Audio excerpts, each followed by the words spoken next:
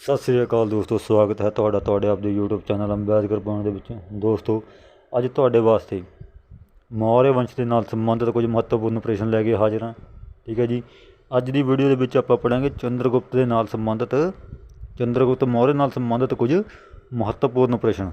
ਠੀਕ ਹੈ, ਇਹ ਪ੍ਰਸ਼ਨ ਮਹੱਤਵਪੂਰਨ ਹੋ ਸਕਦੇ ਹਨ। ਹੋ ਸਕਦਾ ਤੁਹਾਡੀਆਂ ਆਉਣ ਵਾਲੀਆਂ ਪ੍ਰੀਖਿਆਵਾਂ ਦੇ ਵਿੱਚ ਇਹਨਾਂ ਦੇ ਵਿੱਚੋਂ ਕੋਈ ਪ੍ਰਸ਼ਨ ਆ ਜਾਵੇ, ਇਸ ਲਈ ਇਹਨਾਂ ਨੂੰ ਧਿਆਨ ਨਾਲ ਦੇਖਦੇ ਹੋਏ अपना नोट करना चाहो तो कर सकते हो। शुरू करते हैं अज की वीडियो। तो देखो, सब नालों पहला प्रश्न है अपने को, मौर्य वंश का संस्थापक कौन सी? मौर्य वंश का संस्थापक थी चंद्रगुप्त मौर्य। ठीक है जी, चंद्रगुप्त मौर्य मौर्य वंश का संस्थापक थी, जिसने कि आपके गुरु चाणक्य के नाल मिल के नंद वंश को हराते हुए मौर्य वंश की नींव रखी सी। ठीक है जी, अगे देखेंगे अगला प्रश्न अपने को की है, चंद्रगुप्त मौर्य ਨੂੰ ਸੈਂਡਰੋਕੋਟਸ किसने कहा है? ठीक है, चंद्रगुप्त मौर्य ਨੂੰ ਸੈਂਡਰੋਕੋਟਸ कहा है जस्टिन ने। जस्टिन नाम का एक इतिहासकार होया जिसने कि सैंडरोकोटस चंद्रगुप्त लिए शब्द वरत्या है। अगे देखो अगला प्रश्न है अपने को, चंद्रगुप्त ने किस नूं हरा के मौर्य वंश की नींव रखी? जिद्दां कि पहले क्वेश्चन के तुहानूं दस्सिया कि चंद्रगुप्त मौर्य ने नंद वंश के शासक नूं हरा के मौर्य वंश की नींव रखी सी। तो हुण इस दे विच दसना कि नंद वंश का किहड़ा शासक सी जिसनूं उसने हराया सी। तो अपने को प्रश्न है, चंद्रगुप्त ने किस नूं हरा के मौर्य वंश की नींव रखी? तो उसने धनानंद नूं हराया सी। ठीक है जी, किते किते धनानंद लिखिया हुंदा, कई बारी हिंदी दे विच घणानंद भी कहा जाता, परंतु जो ज़्यादा सही है वो धनानंद ही है। ठीक है, धनानंद या फिर धनानंद। अगला प्रश्न आ गया कि धनानंद किस वंश नाल संबंधित सी? तो इसका सीधा आंसर आ रहा अपने को नंद वंश नाल। ठीक है जी, धनानंद किस वंश नाल संबंधित सी? यह नंद वंश नाल संबंधित सी। अगला प्रश्न देखो, धनानंद नूं हराउण विच चंद्रगुप्त मौर्य की सहायता किसने की? इसका उत्तर आपां ने तुहाडे नाल आरंभ दे विच ही दस्सिया सी कि चंद्रगुप्त मौर्य ने अपने गुरु चाणक्य की सहायता के नाल मौर्य वंश की स्थापना की सी। ठीक है जी, धनानंद नूं हराउण विच चंद्रगुप्त मौर्य की सहायता किसने की सी? चाणक्य ने। ठीक है, चाणक्य ने सहायता की सी चंद्रगुप्त मौर्य की धनानंद नूं हराउण दे विच। अगला प्रश्न है अपने को, चंद्रगुप्त मौर्य की राजगद्दी सी जो, ठीक है, मगध, तो वह मगध की राजगद्दी के उपर कदों बैठिया सी? चंद्रगुप्त मौर्य मगध की राजगद्दी के उपर कदों बैठिया सी? चंद्रगुप्त मौर्य मगध की राजगद्दी के उपर 322 ईस्वी पूर्व के विच बैठिया सी। किते किते 321 ईस्वी पूर्व भी लिखिया हो सकता, परंतु जो ज़्यादातर किताबों के विच है वह 322 ईस्वी ही मन्निया जाता है। ठीक है, NCERT और PSCB के अकॉर्डिंग थोड़ा बहुत डिफरेंस होएगा, परंतु जो 322 है वही ज़्यादातर मन्निया जाता है। अगे देखो जी, चंद्रगुप्त मौर्य का कार्यकाल की सी? चंद्रगुप्त मौर्य का जो कार्यकाल सी वह सी 322 ईस्वी पूर्व तो 298 ईस्वी पूर्व। ठीक है जी, तो इत्थे एक बार फिर दसदे हुए कि जो ईस्वी पूर्व हुंदा है उस दे विच जो साल की संख्या है वो घटदे क्रम दे विच आउंदी है। ठीक है, ईस्वी पूर्व दे विच सालां की संख्या घटदे क्रम दे विच आउंदी है, इसलिए कन्फ्यूज ना होइयो कि 322 पहला किद्दां आ गया, 298 बाद दे विच किद्दां आ गया। ठीक है, हाँ। तो अगला प्रश्न देखो, भारतीय इतिहास का पहला राष्ट्रीय सम्राट किहनूं मन्निया जाता है? तो वह मन्निया जाता है चंद्रगुप्त मौर्य नूं। भारतीय इतिहास का सब तो पहला राष्ट्रीय सम्राट मन्निया जाता है चंद्रगुप्त मौर्य नूं। अगला प्रश्न है अपने को, गंधार की राजधानी किहड़ी सी? गंधार की राजधानी किहड़ी सी? तो यह सी टैक्सला। ठीक है, तक्षशिला या फिर टैक्सला। ठीक है, अगला प्रश्न देखो जी, संसार का सब तो पहला इतिहासकार किसनूं मन्निया जाता है? संसार का सब तो पहला इतिहासकार मन्निया जाता है हेरोडोटस नूं। ठीक है, तो हेरोडोटस ने किहड़ी किताब लिखी सी? हेरोडोटस ने लिखी सी हिस्टोरिका। ठीक है, संसार का पहला इतिहासकार मन्निया जाता है हेरोडोटस नूं। ठीक है, यह यूनान का सी इसने जो किताब लिखी थी उसका नाम सी हिस्टोरिका। अगला प्रश्न देखो अपने को है कि सिकंदर ने भारत उपर कदों हमला किया। सिकंदर ने भारत के उपर 326 ईस्वी पूर्व ਦੇ ਵਿੱਚ हमला किया सी। ठीक है, तो सिकंदर कित्थों का शासक सी? सिकंदर मकदूनिया का शासक सी। ठीक है जी, सिकंदर कित्थों का शासक सी?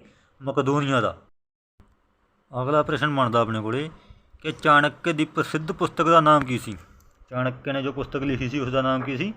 अर्थशास्त्र। ठीक है, चाणक्य ने अर्थशास्त्र पुस्तक लिखी सी। इस दे नाल एक क्वेश्चन ये बन जाता कि अर्थशास्त्र की रचना हुई सी वो किस काल दौरान हुई सी? तो अर्थशास्त्र की जो रचना हुई सी वो मौर्य काल दौरान हुई सी। ठीक है जी, इस दे नाल अगला प्रश्न देखो, इंडिका नामक पुस्तक का लेखक कौन है? इंडिका नामक जो पुस्तक सी जिहड़ी कि मौर्य काल दे विच लिखी गई सी, ये किसने लिखी सी? यह लिखी सी मैगस्थनीज ने। ठीक है जी, मैगस्थनीज। अगला प्रश्न देखो, इस पुस्तक के संबंध दे विच ही है कि जो इसका राइटर है मैगस्थनीज वो किसदा राजदूत सी? ठीक है, तो जो मैगस्थनीज सी वो सैल्यूकस निकेटर का राजदूत सी। अगला प्रश्न देखो कि मैगस्थनीज ने पाटलीपुत्र नूं किस नाम नाल बुलाया? जो मैगस्थनीज भारत दे विच आया सी तां उसनूं भारत के शहरां दे या राज्यां दे नाम लैण दे विच परेशानी आ रही सी, क्योंकि उन्होंने बोलण के जोड़े लहजे सी वो अलग सी, वो यूनान दे सी ना, इस करके उन्होंने बोलण का जो लहजा सी वो थोड़ा अलग सी, जिस कारण वो सही तरीके नाल पाटलीपुत्र नहीं सी कह सकिया। तो उसने पाटलीपुत्र नूं की कहा? इसका आंसर आएगा पालिम्बोब। ठीक है जी, की कहा उसने? पालिम्बोब।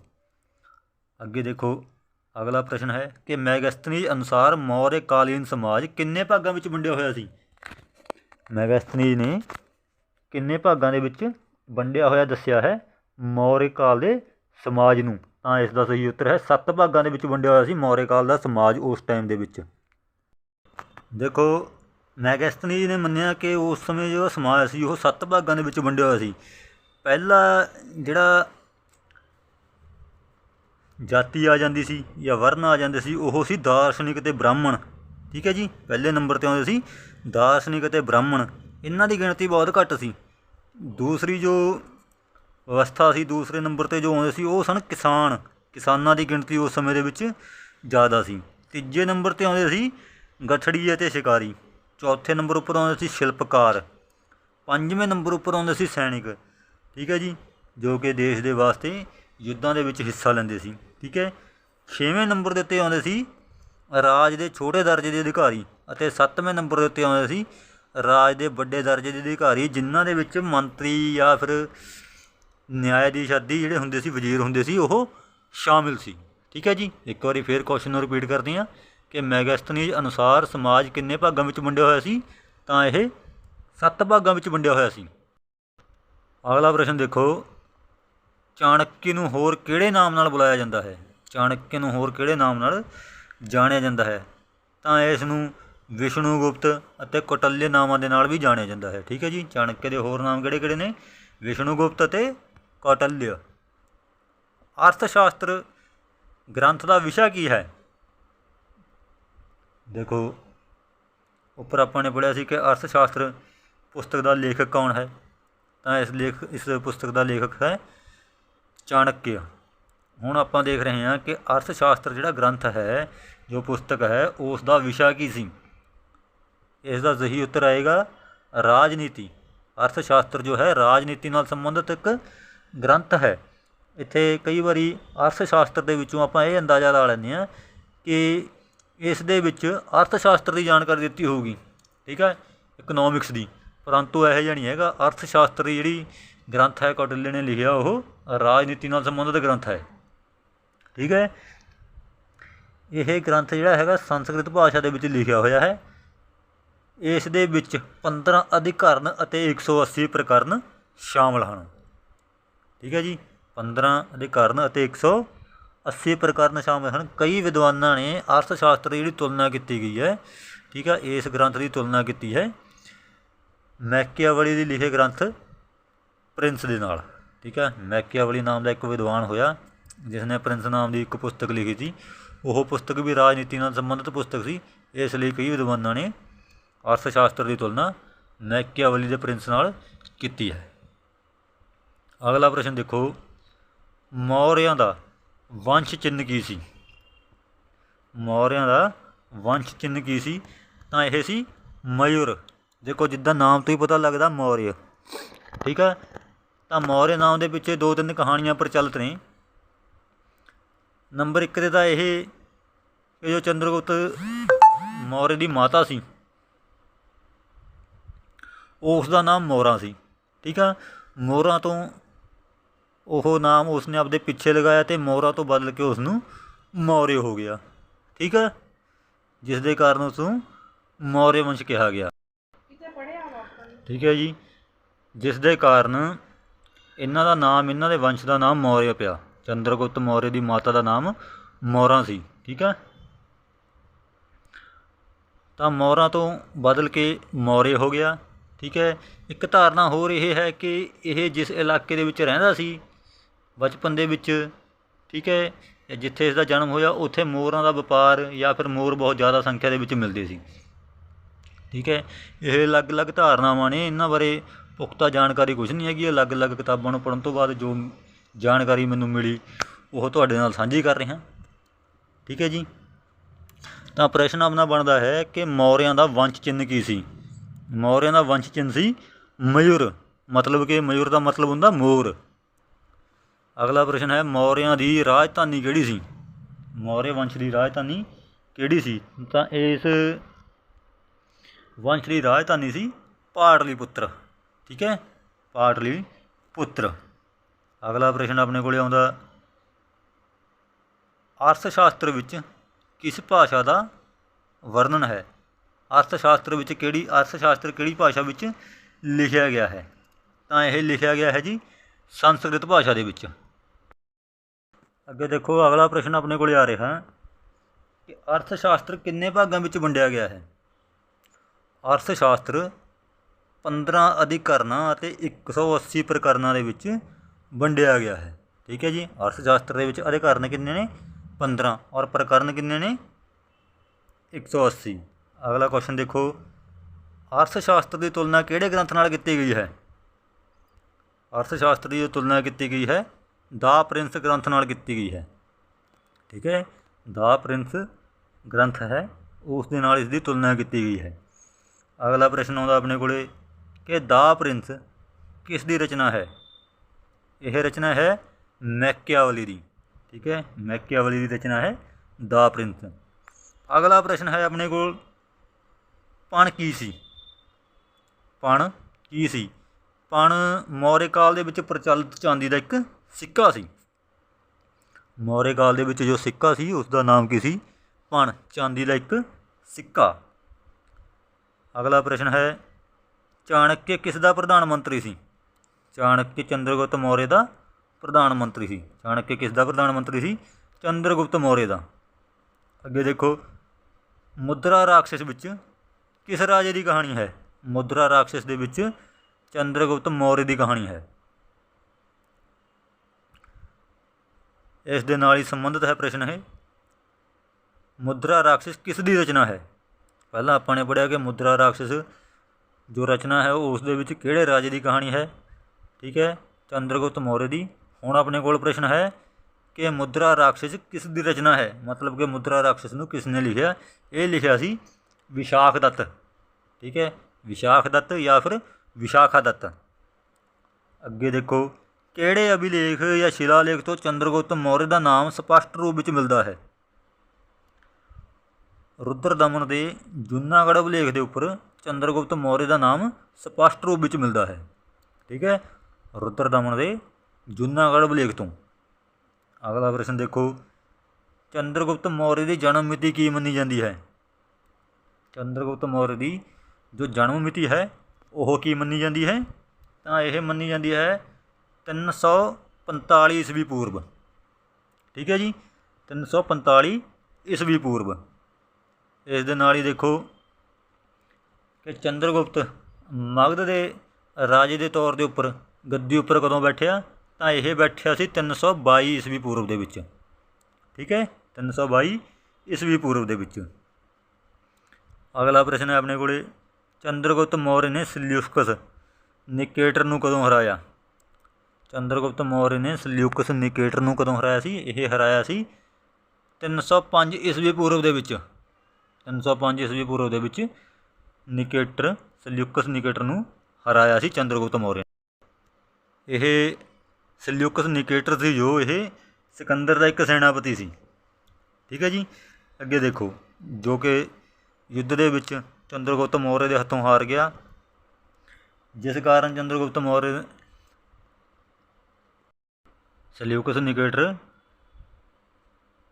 ਜੋ ਸੀਗਾ ਇਹ ਸਿਕੰਦਰ ਦਾ ਸੈਨਾਪਤੀ ਸੀਗਾ, ਜਿਸ ਨੂੰ 305 ਈਸਵੀ ਦੇ ਵਿੱਚ ਈਸਵੀ ਪੂਰਬ ਦੇ ਵਿੱਚ, ਠੀਕ ਹੈ, ਚੰਦਰਗੁਪਤ ਨੇ ਹਰਾਇਆ ਸੀ।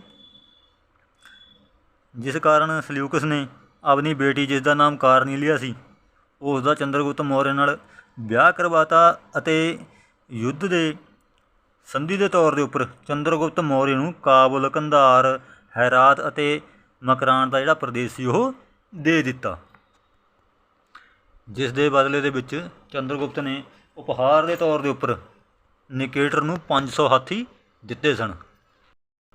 ਦੇਖੋ ਅਗਲਾ ਪ੍ਰਸ਼ਨ ਹੈ ਆਪਣੇ ਕੋਲੇ, ਕਾਰਨੇਲੀਆ ਕੌਣ ਸੀ? ਕਾਰਨੇਲੀਆ ਹੁਣੀ ਦੱਸ ਕੇ ਹਟੇ ਹਾਂ ਕਿ ਕਾਰਨੇਲੀਆ ਸੈਲਿਊਕਸ ਨਿਕੇਟਰ ਦੀ ਬੇਟੀ ਸੀ, ਜਿਸ ਦਾ ਵਿਆਹ ਚੰਦਰਗੁਪਤ ਮੌर्य ਦੇ ਨਾਲ ਹੋਇਆ ਸੀ। ਠੀਕ ਹੈ, ਕਾਰਨੇਲੀਆ ਕੌਣ ਸੀ? ਇਹ ਨਿਕੇਟਰ ਦੀ ਬੇਟੀ ਸੀ ਅਤੇ ਚੰਦਰਗੁਪਤ ਮੌर्य ਦੀ ਪਤਨੀ ਸੀ।